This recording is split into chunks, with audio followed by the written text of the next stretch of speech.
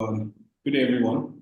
And just a quick introduction once more. My name is Daniel Bowman, and today's meeting is majorly just to go over the year and then also discuss a few things that we've been able to achieve so far, and also highlight plans for next year.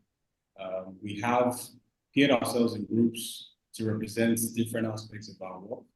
So myself and Hajara will be discussing the aspect of education.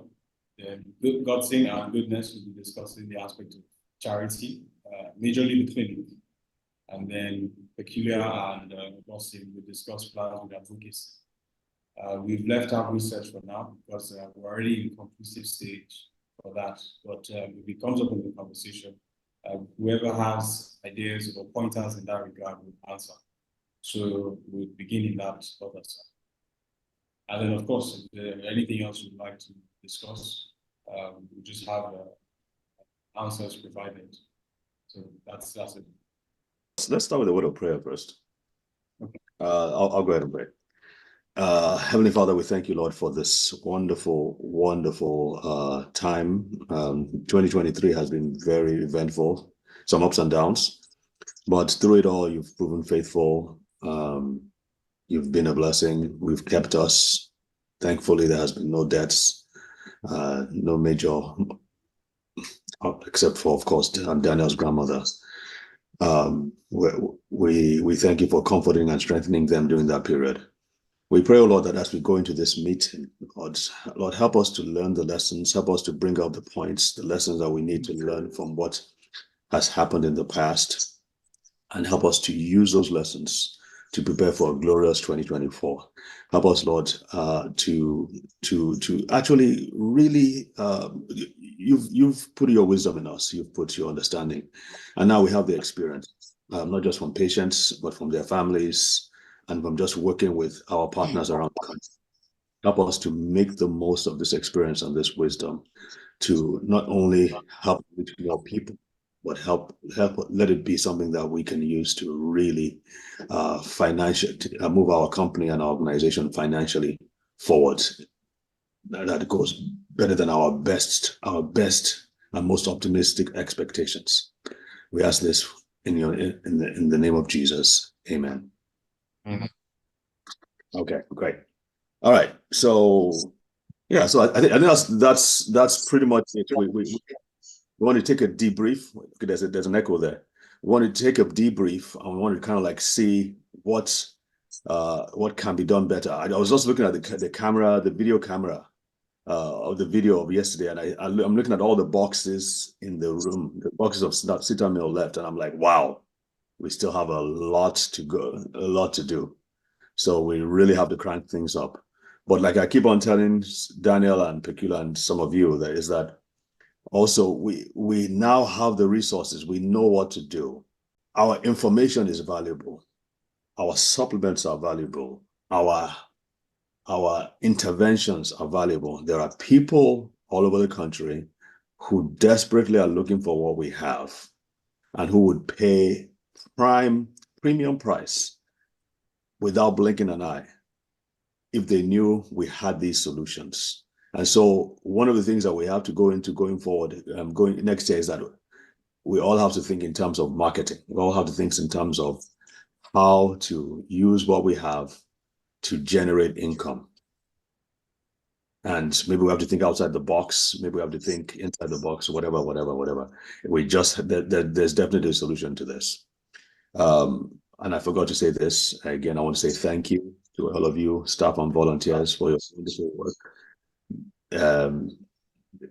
When people ask me how it's, I always say it's always you guys. It's always you guys, because there's just no way this all of that we've been able to accomplish would have happened without your strong support. So again, I want to say a big thank you. All right. Thank you. All right. So Daniel, take it over again. Let's move this along. Okay. So we'll begin the review from the clinic team, Godson and Witness, and then we'll take it up there. So over to you. All right. Good evening, everyone. Good day, Doctor. We experienced good progress throughout all our clinics, especially the sickle cell warriors. Lots of them came back with good reports, reduced crisis severity, frequency, fatigue. Most of them have improved appetite, and we had lots of parents coming back saying their kids no longer look like sickle cell warriors. We could not just look at them and say this child has SCD. They put on most parents were happy they gained weight. I remember a particular parent came and she was like, we need to give her feeding money because her child is not eating so much and the economy is hard, but she's happy he's not having crisis, but he's eating so much. So we had lots of them, and a couple of them we've already mentioned over time. Zainab Salisi, when she came at first, she was a very picky eater. She wouldn't eat at all. And Zainab has been with us for 7 months. She's 6 years old. And for the 7 months, she has never had any crisis since she commenced Citamil. Every time she calls back, I'm very keen to probe like any pain at all, slightest, and mom's like, no, she's eating so well. And when you look at that, she has actually put on some weight. Her cheeks are fuller. Then we also have there's a new patient in Cuba General Hospital, Michelle Musa. Michelle has been with us for, I think, just 3 months. And prior to her first visit, she said every month she would have crisis. Every month. It wasn't for long, for 3 days, and she would have crisis on her legs, especially her knee. And in the recent time I interviewed her, she said she had not had crisis because she said because of the crisis and pain she always had on her knee in school, when she's climbing the stairs, she takes everything at once, so she doesn't have to go up and come down for any reason. So even if her classmates will come down a couple of times, once Michelle goes up once as she's going to class and she comes down when school is over. But now she said she can climb the stairs multiple times and she's fine. She has not had crisis. Her third visit was during our last visit, and she was even writing exams because she told me for when she writes for a long time, her hands pain her. And then she's tired. But I asked her, your exams, how are they going? Are you writing well? She said, yes, she's not tired and anything. So it is an added example to our Citamil. People doing really well with Citamil, and we're so happy for her. Then there are other people, Tioluwani Iledare, I've mentioned him earlier as well. Tioluwani would have crisis once, maybe 3 months, but once that crisis comes, he must be admitted. The mom says it's not negotiable. No matter what she tries to do, the remedy, he has to go to the hospital. But when they commenced Citamil, and then she didn't want to come at first because she was wondering what would people say when she does the video, people talk. But she said the first time, after a month when she came back, she said she could not forgive herself for not coming earlier because the boy is now very active. She said he doesn't stop playing. And even if he complains, because he's just an active child, there was no record of fatigue from the onset. It was just a crisis. Even when he has space from playing football, she said in less than 5 minutes, she can just tell him, well, yeah, rest. And just mere resting is fine. Most times he doesn't have to take any of the painkillers or his routine medication. So he's doing really well. Across boards, Guarimpa, Wuse Clinic, we have lots of our patients doing well with Citamil, reduced crisis. A lot of parents, like I said, have come back saying the improved weight, they are eating better. You can look at them and say these people are sickle cell warriors because there's significant improvements regarding their health, improved quality of life. And for the neuro cases, as much as we're short on the NeuroBright and the rest, for the period when NeuroBright, there was significant progress with most cases. Those that had seizures or the cerebral palsy as well. There were a lot of improvements with NeuroBright, as well as Brain Booster. Then, like we said, we're giving it to them earlier, and Pure Body did very well for our patients with speech delay. There were lots of improvement. Abigail Aluko, doctor, remember we told you about her earlier as well. Abigail couldn't say anything. She couldn't hum. And after first visit, she was saying ma, bye. She was able to hum the national anthem with her dad. And in recent times, although she has not been on Pure Body, but she hasn't relapsed. She's doing better. She's more active. My mom said she can now go. When you give her clothes, she'll go to her wardrobe and put it on her own side of the wardrobe, not her brother's. Before she would mix it up. But now, so as much as she wasn't still on Pure Body, we're just giving her, I think, Axiom. She didn't relapse and she was doing okay. So far, that has been it on the clinic. Our neuro patients are doing well. We hope in the coming year we get more of the supplements, because a lot of them have asked for it. That brown one, we know the NeuroBright, they know the name, think, learn, remember. They always ask of it. Pure body as well. So, and then our sickle warriors. Do you have any experience with the brain and nerve? Did you use brain and nerve? Brain and nerve, yes, sir. Brain and nerve was amazing when we gave it that time. I remember Solomon and I think we told you, we're literally holding it like a baby because nobody came back and said there was no significant improvements. It was like magic for just 1 month to give them, and they were very consistent then. Most patients, when we get them 1 month, they are back the next month, they don't miss it. But after Brain and Nerve left, NeuroBright, most of them were not encouraged to come back because most people were saying they didn't see significant improvement with magnesium and zinc, just magnesium and zinc, compared to NeuroBright. Brain and Nerve was really good for them. I didn't see any record of anybody coming back not having a good progress or improving on the existing progress. There was always very good reports with Brain and Nerve. Yeah. Hopefully we'll get some. Keep on asking them. So the Axios, I'm sorry, we'll probably have to get on to the next people very soon. But the Axios, I know you mentioned it during our last meeting, but tell us again what you saw with the Axios. Okay, with the Axios, so before someone left, we focused on Wuse Clinic because our people, well, everybody's our people, but we started with Wuse Clinic, and then we gave like 2 people rather, I'm aware of that came back with good reports. So one of them, Aisha Abdul Samad. Aisha had seizure disorder, but she was already on NeuroBright and she was doing well. She had good progress report. And Aisha had speech delay where she couldn't speak. So when she was on NeuroBright, and I think Brain and Aisha was one of the beneficiaries then, she said speaking, Mama, just feel what she repeats after you. Then when Solomon placed her on Axios, so the next time she came back was the one that attended to her. She said, Aisha is more, she's eager to say every word you say now. Before she could just speak very few, but as you're talking, she's talking herself. She would take her mom's phone as well and put it on her ear and just be as she's talking to her dad and be actually saying words, and her speech is clearer. Before you come, she's talking, but you can't hear the words she's saying. But now I can tell you, leave that place, stop it. No, come. And these were what she was saying those words actually, but her mom, according to her mom, it made the speech is just clearer. It's better. And then another boy, Ibrahim had seizure disorder, which NeuroBright helped a lot. The seizure stopped because the first time he came to the visit, he had lots of bruises from the falls after the episodes.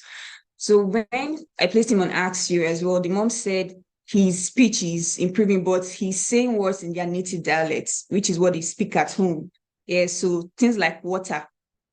I've forgotten what she said in Hausa, but he has learned it. He can say it. And him as well, when you give him the phone, even during the clinic, I think her husband called and he was trying to take the phone to just speak. He would just be blabbling, but he's not saying actual words. But prior to this time, he wouldn't even say anything at all. But so she said it's an improvement to her, especially the part that he's picking up their native language to ask for water.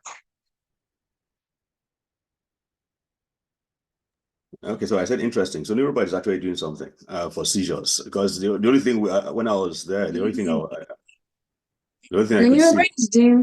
Is doing well for seizures. I just remember Chisom Ene had seizure disorder. Yeah, seizure disorder. And when he was on NeuroBright, he didn't have seizures.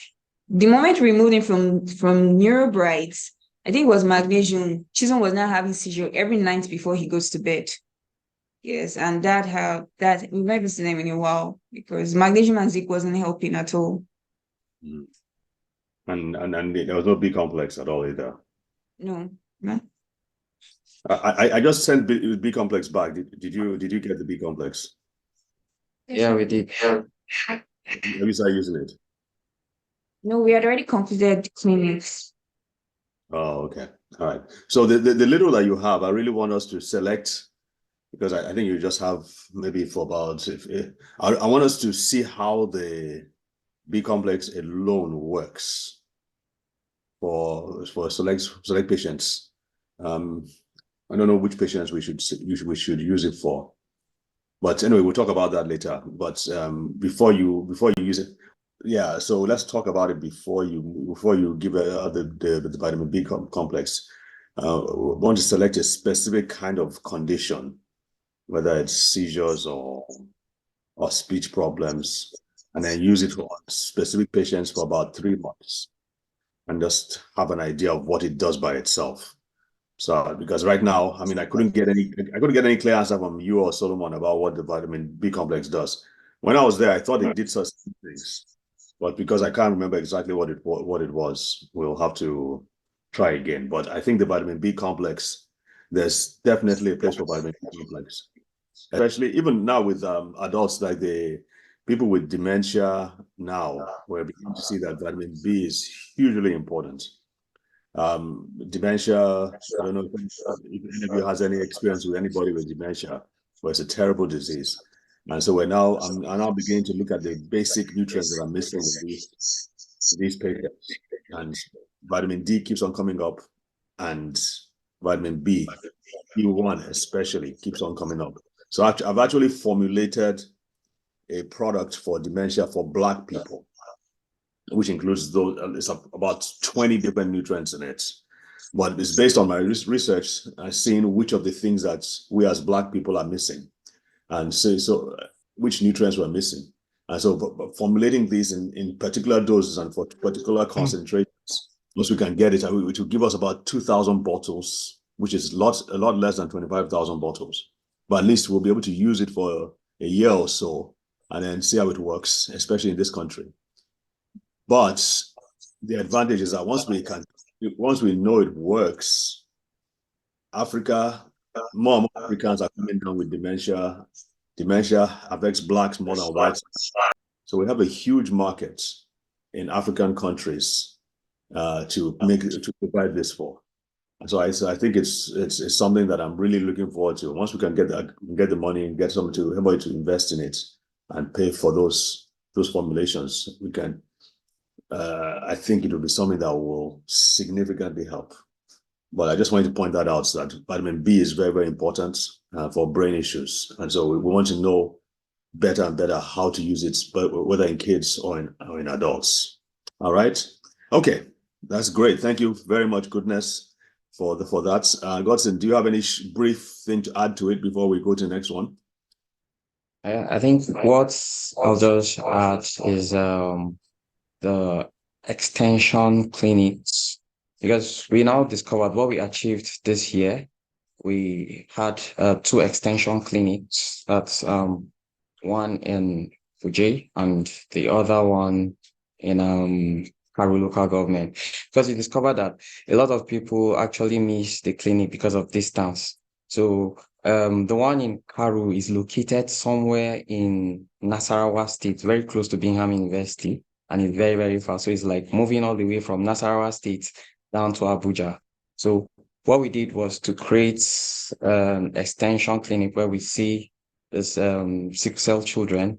And so far, that center has recorded over 50 sickle cell children, as well as the same thing we did in Kuje, and I think in Ikwa Good News Church. And these children have been able to get these nutraceuticals, and it has actually helped them a lot in terms of movement. So 2 centers added, and progress reports. That career extension was being attended to them by myself, and I got reports on children like David Alaku, and he usually have crisis like frequently, like 2 to 3 times in a month, and he has been on Citamil for like the past 6 months. Yeah, 6 months.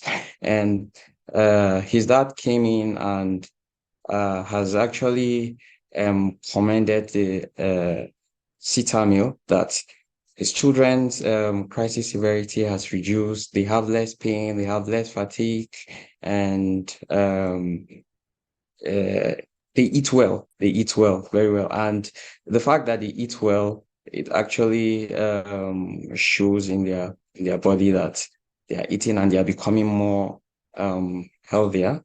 So in addition to the 3 clinics, that's the Wuse, Gwarimpa, and Kubwa, we also have accomplished 2 extra extension clinics, which have actually helped these children. Fantastic.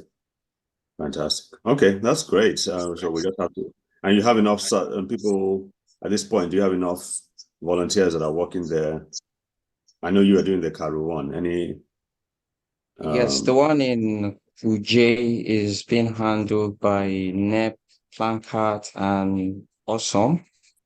And what they do, there used to be Jemima and Jonathan that usually help to assist them because they are volunteers from here, but they reside there. So it's easy for them to link up and help the coordinators to distribute the Citamil supplements in that location.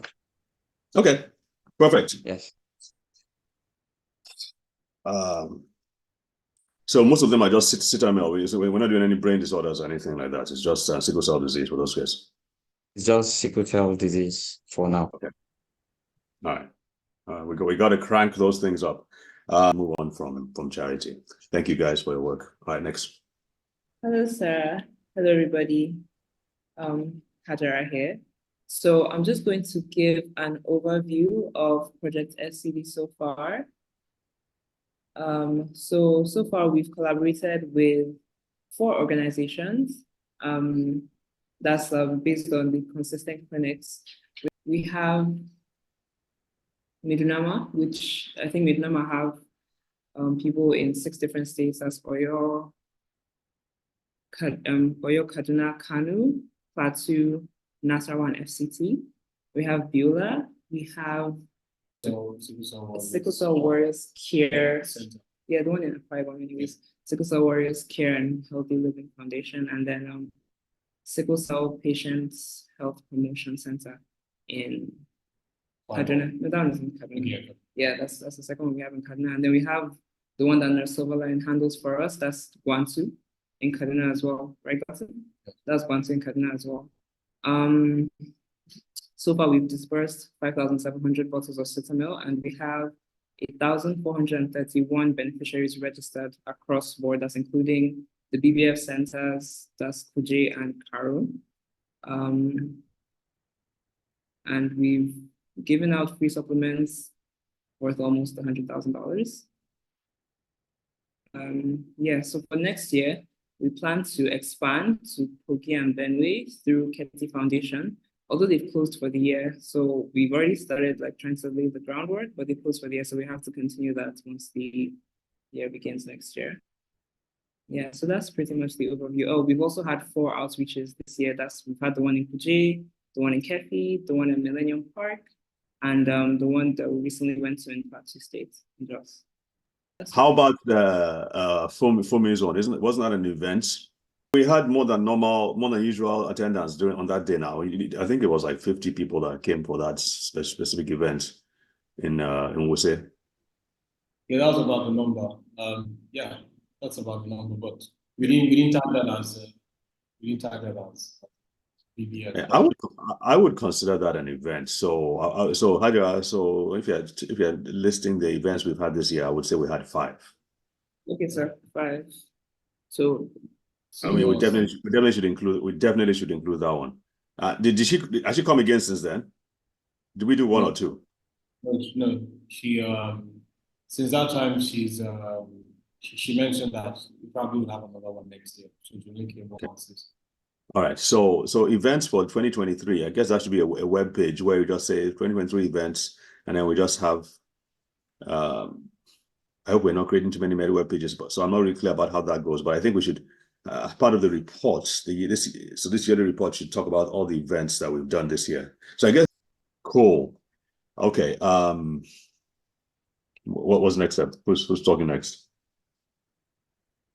Yeah, so next up, we just have Peculiar talk a little bit about the advocacy aspect, just citing where we are now with the Ministry of Health. Let me speak out on advocacy. I would say so far, we've been doing a great job on putting out the word and the need for this supplementary nutrients that we've been giving out to these patients with social media, our clinics, and outreaches, everything we've been doing.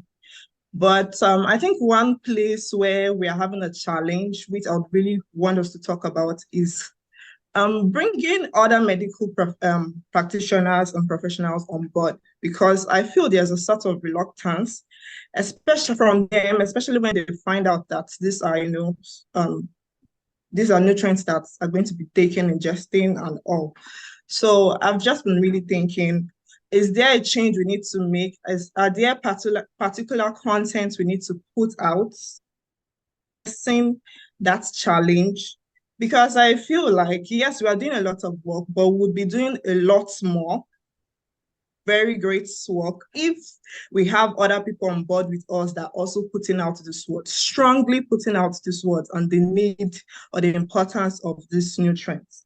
So I'm just wondering if I can get ideas, if we can just rub minds together and know the change we're going to be making, the content we're going to be putting out there, to convince both doctors, nurses, consultants, anybody in the medical field, and not just people in the medical field, even the governments, community leaders, people in different infrastructure.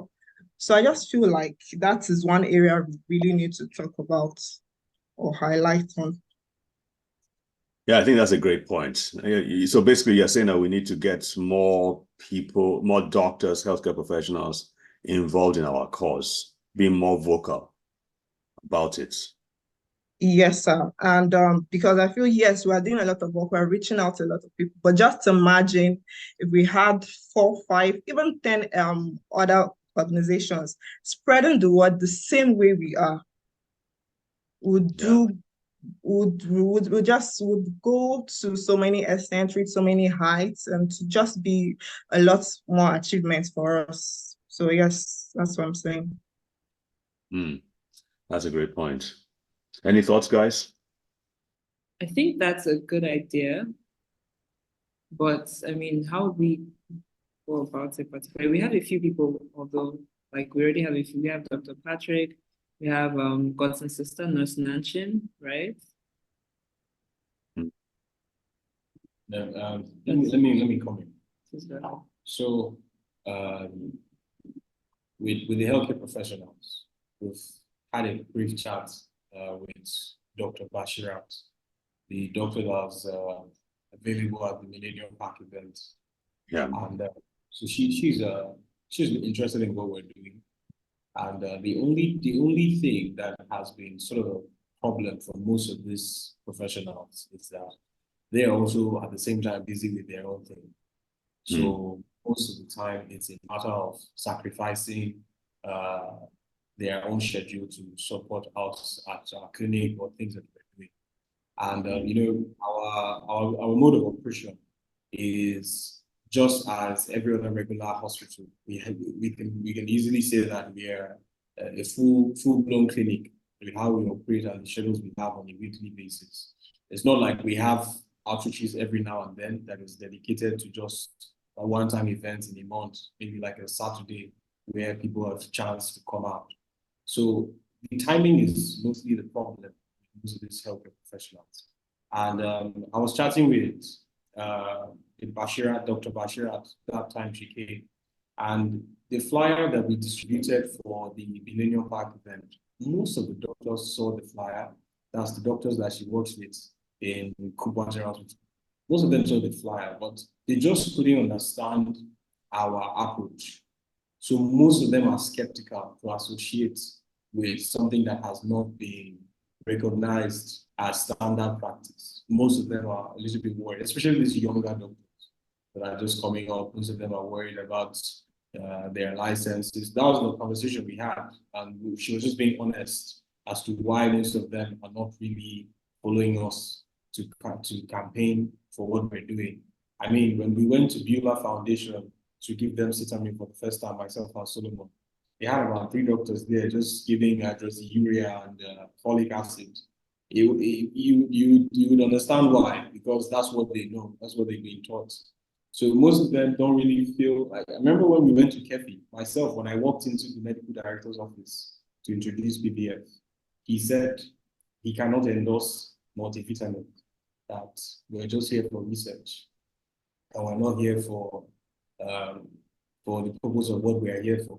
We just want to gather data. And I'm like, no, we've actually been doing this for quite some time, and we've just translated all our work into one single pill. This is the combination that we have now. So explaining that to a lot of them is they just want to do things by the book. Basically, that's what I'm saying. So aside from them making our time to support us in our clinic, the second reason is that a lot of them do not understand our approach. So we find ourselves even educating the doctors before they even agree to participate. The reason why Dr. Clever is a one-off from the menu is because he happens to also sort of buy into our approach, and he's seen it work. So it's a lot believable. And that's why he was able to introduce Dr. Bashira to us. So the idea of involving healthcare professionals with our work, it's a good step. It gives us a lot of credibility when we put out information saying that this doctor was at this place. You know, a lot of people are comfortable because they feel like, oh, okay, these people are actually doing what they're meant to do, and healthcare system also understands what they're doing. But it's a struggle trying to convince them. That's the main issue now. Okay. As you guys are talking, I'm thinking, okay, maybe I should approach some of my other colleagues again, and especially the ones who own private hospitals, because they're not under any major threat of losing their salaries or anything like that. The ones who already have established private clinics and hospitals can, at least they don't have that kind of fear as much as the people you mentioned. Okay. Okay, can I come in again? Mm-hmm. From what I understood from what Daniel just said, these medical professionals, it's either they feel we're using or they don't really understand or know what it is we're talking about.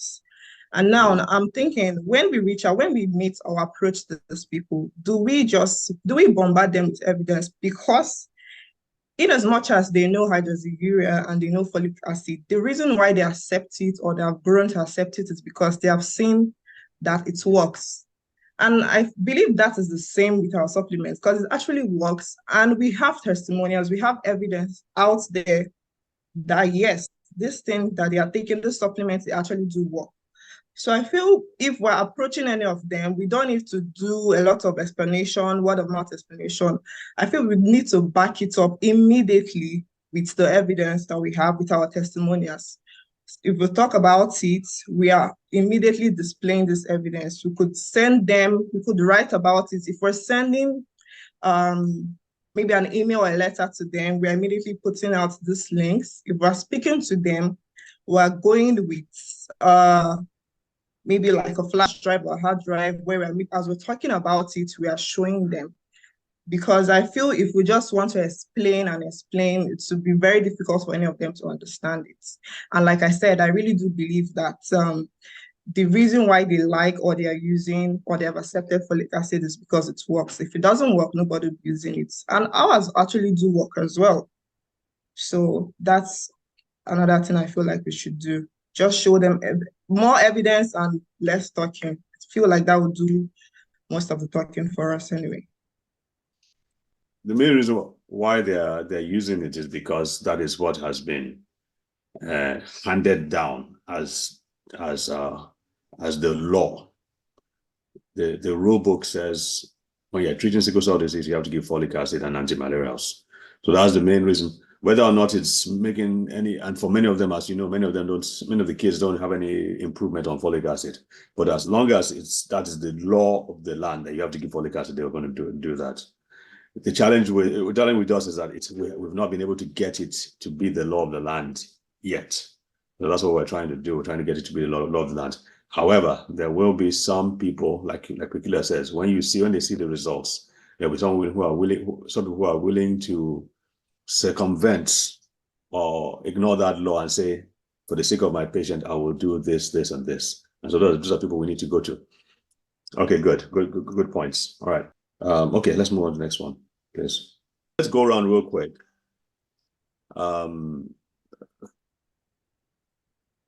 Just give a percentage, whether it's 30%, 50%, 60%.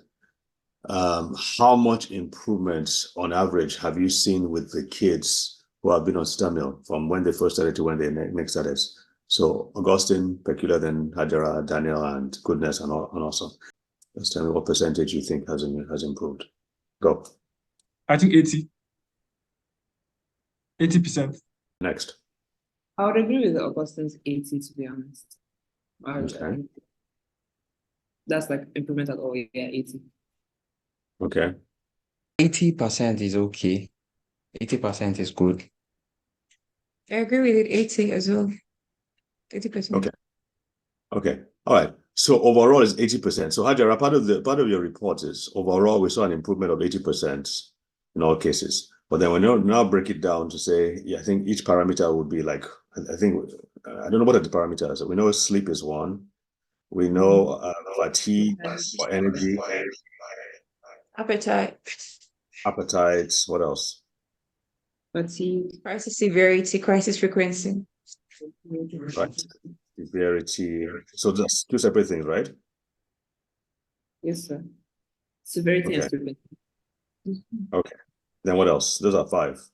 I think the duration of their crisis now doesn't last that long again. Okay, so that's different from duration. Okay, so that's 6. What else? I think that's about all the parameters we take. Yeah, those are the main parameters that we take to get information. Okay, 6. So I guess in each of them, we might have to look at the percentage improvements. Should we go around again and say, give a number for each of them? I guess that's just between Goodness and Godson and Augustine and Hajarabi. Is it just the 4 of you that can speak to it? Okay, all right, sleep. For sleep, I would say 100 for sleep. I won't lie. Our patients are sleeping. They're sleeping really well, yes, now, compared to when they started. All right. Anybody has a different view? No, I don't have a different view. No, I don't have a different view. Fatigue, energy. Fatigue is more like 50. For example, for your SCD, we had from people going from no fatigue to not having fatigue. Yeah. So that doesn't really balance well. Doesn't really sit well with me. Anytime I have to fill that form. Wow. Some people having fatigue on Citamil. Yes, they're not having fatigue. Although there are some that stop having fatigue. Those that are in our clinics that are able to like walk longer distance to school, play ball. But then for some, I noticed that maybe they weren't eating well. Possibly that could be a parameter too, and probably stress, like normal stress. But for me, fatigue is a 50. Hajara, what do you think about that? What's your experience? Well, I don't go to the clinic as frequently as Godson does. Sorry, Augustine rather does. But I haven't observed in like the times I've gone any patient that got worse. If anything, it just remained the same. Yeah. But I wouldn't say that it got worse for fatigue. You didn't see any patient that had worse. Yeah. You didn't. You never. Yeah. Okay. I'm particular about Project SCD. Those are other clinics. You mean you're particular about Citamil? Yes, Citamil. Yeah. And okay, well, Godson and Goodness, what's your experience? Okay, just to be clear, Augustine, you're talking about these people that went from having no fatigue to having fatigue are not within our satellite clinics here in Abuja. No, they're not satellite clinics here. They are from the Project SCD outside. Would it be safe to say that as far as the clinics that we are going to, I mean, for the clinics that we are in charge of, we are seeing 70-80% improvement in fatigue. Yes. Okay, and let's move on to the next one. Appetite. Appetite, I'll give appetite 75. A lot of them have put on weight. For me, appetite 100. Appetite Say as that well, you- I'll give it 100. Wow. Okay.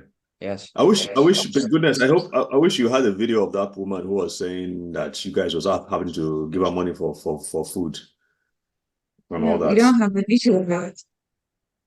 That would have been a very funny one. All right. So appetite. So what's the consensus for that for appetite? Appetite is 100. 80 to 100. Let's choose one. Let's go for 80. You mean for appetite? Well, I also remember Hajia was also she mentioned something about the appetite level. She said Citamil has actually boosted the level of appetite in the children there. And the challenge is that now they have the urge to eat well, and some of them are from a background that they cannot afford some of this meal. So I would say appetite is actually 100%.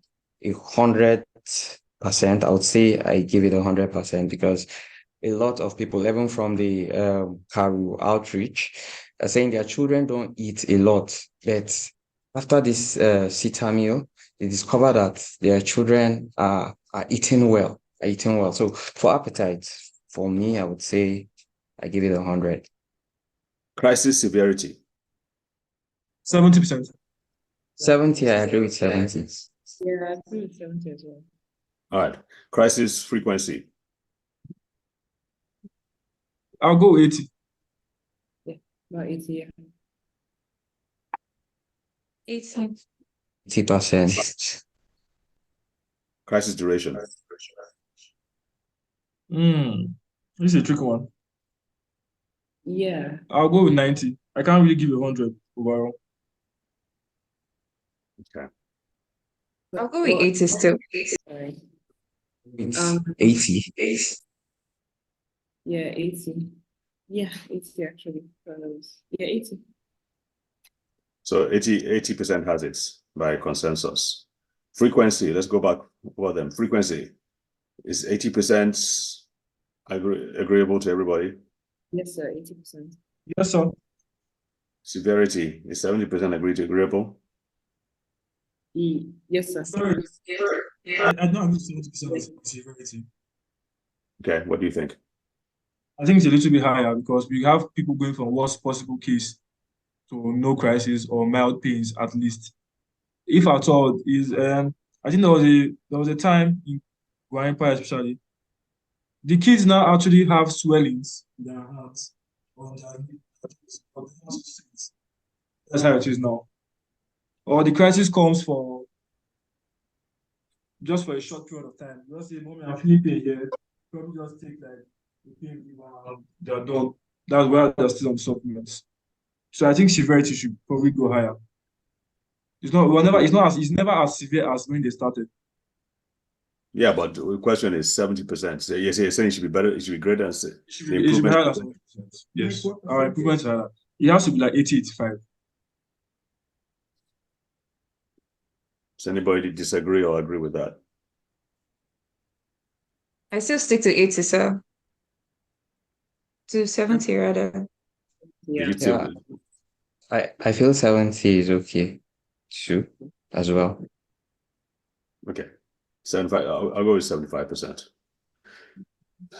Appetite. What's the consensus on that one? 100%. 80%. 100. 100. 180, 80. Then what's the last one? 100. 180, 80. Then what? Well, two people have said 80. Goodness and Hydra said 80. Who said 100? So I said 100. So two people said 100. Two people said 80. Okay. So I go. So what does that mean now? 90. Let's be 90. 90. Okay. Fatigue, energy. What are we? What's the conclusion there? My fatigue was 70. Initially, it was 50. I said 50 after that. 70. Okay, so 70%. Then sleep is everybody agrees it's 100% with sleep. Yes, sleep 100%. Okay, Hydra, have you written all that down? Have you written the final? These are 6 points, six Yeah. major categories. So you have, yeah, tell me, sleep is what? Sleep is 100%, Fatigue, 70%, appetite, 90%, severity, 75%, frequency, 80%, and duration. 80%. Okay, great. Excellent. Good job, guys. Good job. All right. What else do we have to talk about? Nothing more, sir. Just want to sort of talk about the project SME one more time. Plans for next year. So we are also looking to see how we can get into the coalition of sickle cell organizations. So there's a group of that is in charge of I think about 20 foundations, or rather sickle cell bodies are in that coalition. So we're just trying to see how we can get to the point person there. That will give us access to other groups that I'm sure, of course, have beneficiaries in their system. Then we can distribute CITAMIL. Another thing that we are hoping to do next year is with, we've been talking about starting with Kogi and Benue State, but we're also looking at how we can get through maybe another government organization in for instance, what's it called now? In the north, Sokoto, where we have a lot of these kids with sickle cell disease. And then, if possible, Kano. We're just doing that now through Mejima, but with what we've understood now from our work in Plateau State, most of these management boards in Sokoto, in the north rather, are a lot relaxed in terms of their protocol than we see in the more developed parts of the country. So getting access to these spaces might be a lot easier than in Abuja or in Lagos or most of the big cities, like I further said. So that's also what we're hoping to do. And then this will materialize, of course, from January. There's somebody I'm speaking to now who can give us a point person in Sokoto and Taraba State. So hopefully by January, we'll know where we are in terms of concluding our reach in the north. Then we can now focus getting our project to places like the eastern part of Nigeria, the south region, and of course the western states. So that's just what we're doing. You say you had somebody in Jos, I'm sorry, in Sokoto, that you're talking to? Taraba State, somebody in Taraba State that can give us access to also Sokoto State. Okay. Okay. So, yeah, 20,000 bottles are still with us here. So we haven't even done 1/3. So it means that we have to really see how we can bombard a lot of these organizations. And then just see how far we can go by just reaching out to them and then waiting for a response. And then I think what we haven't done so far is really stretch ourselves in terms of just knocking on doors. So I think we've done a lot in building up some sort of like a presentation that we can show these people. And then, of course, a lot of people like free things. So that also should be another thing that they will consider, especially right now that we have been able to establish a presence in Plateau State and then, of course, in Abuja here. So we're hoping that in January, we would start off a lot better. I mean, this year, when we started the project, it was fresh off. We started with our own clinics before we were getting the breakthroughs from these other places. So we've come a long way in terms of how we began 2023. So 2024, of course, it will now be, okay, this is how far we've come. This is what we need next now. So the conversations will be a lot different from when we started this. So we're hoping that with Kogi and Benue State, we have secured the middle belt. And then when we can advance to Sokoto and Taraba states, we have now covered the upper part of the north. So that leaves us with the bottom half of the country now to reach. So it sounds like a structured plan for next year. All right, anything else? Nothing more, sir. Okay. All right. Well, thank you again, folks.